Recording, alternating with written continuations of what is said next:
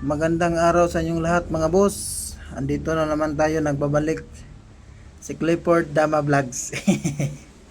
So sa laban ko ngayon mga boss, naglaro ako sa random opening. Isang divine player yung nakalaban ko mga boss. Malakas.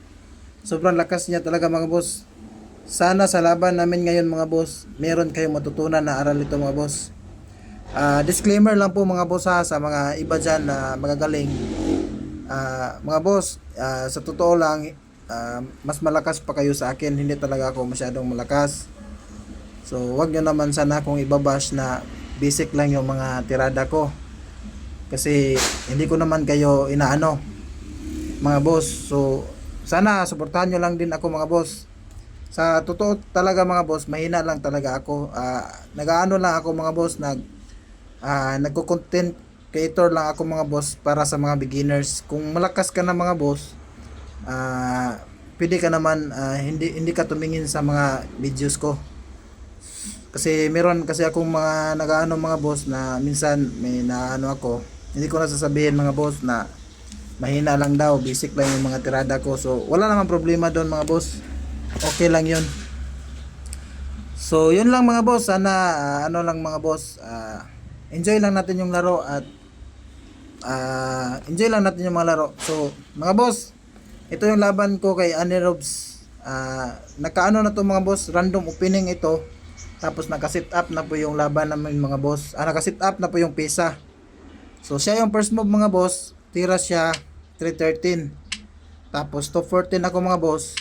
Tira siya 83. Tapos tira ako 54. Tira din siya 314. So ginawa ko mga boss, nagpakain ako 116 kain, ganyan. Tapos tumira siya ng 14-15 mga boss. So magaling talaga.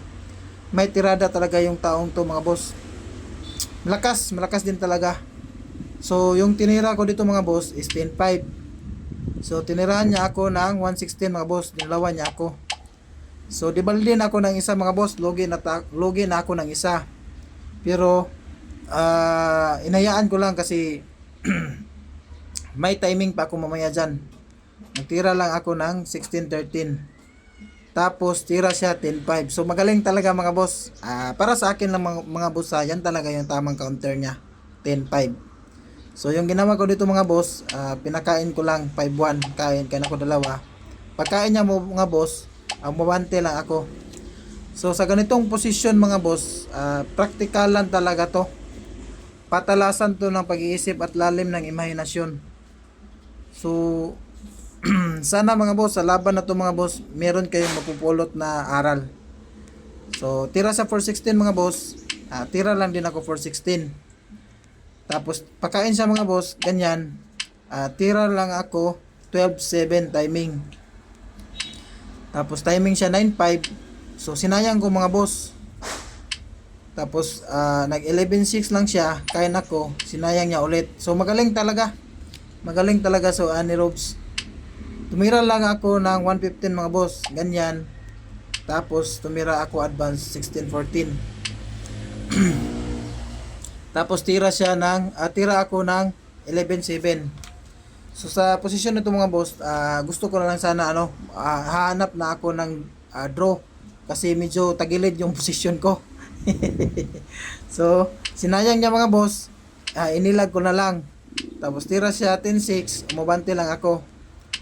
Tapos sinayang niya mga boss. So nagsayang din ako sa kanya sabay. Pagkain niya, kain din ako dama. Pagdama niya mga boss, pinakain ko sa 15-1. So kain ganyan. So sa ganitong posisyon mga boss, nag-draw na ako sa kanya. So magandang laban mga boss. Sobrang sulit, napakasulit yung laban. Ang lakas talaga ni Annie Rob, shout out sa iyo master, kung sino ka man, sobrang lakas mo. So game 2 mga boss. So ako naman yung white, siya naman yung black. So ako yung magdadala sa posisyon niya kanina. So yung tinira ko dito mga boss is 313. Tapos tira siya 214. Tira lang ako 83.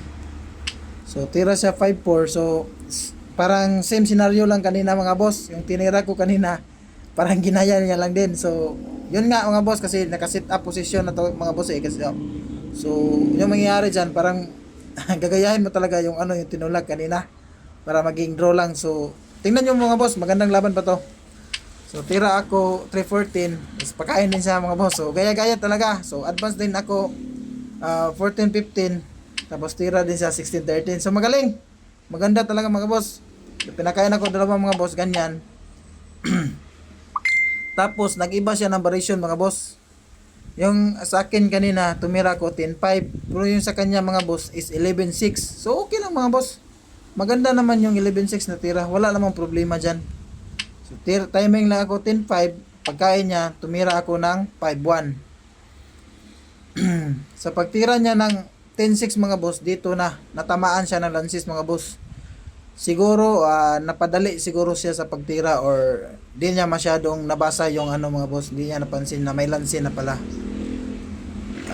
Natamaan talaga siya ng lansis mga boss.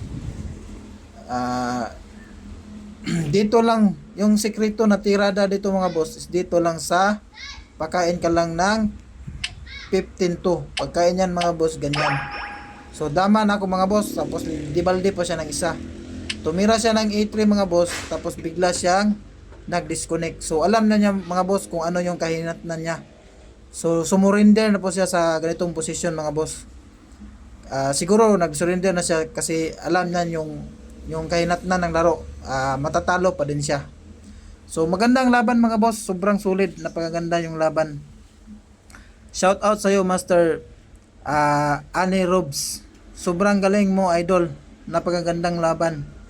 So bago matapos yung video mga boss, may shoutout lang ako mga boss, mga kaibigan nating Damador at mga followers ko din mga boss.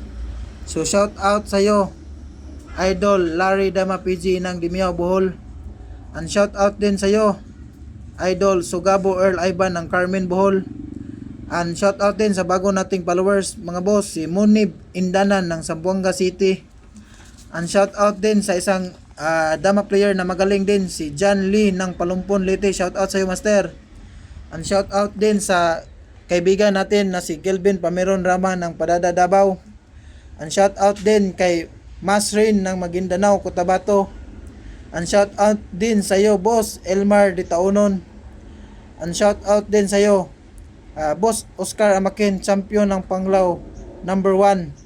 And shout out din sa kaibigan ko nga nasa Cebu, na lagi akong nilalaban sa hinahamon sa laro sa online, na si Doydoy Olaar ng Karkar Cebu. So magandang laban mga boss. Sana sa laban namin mga boss, yung mga bago kong followers o mga beginners dyan, sana meron kayong natutunan sa laban na yun. So yun lang mga boss, maraming salamat and God bless.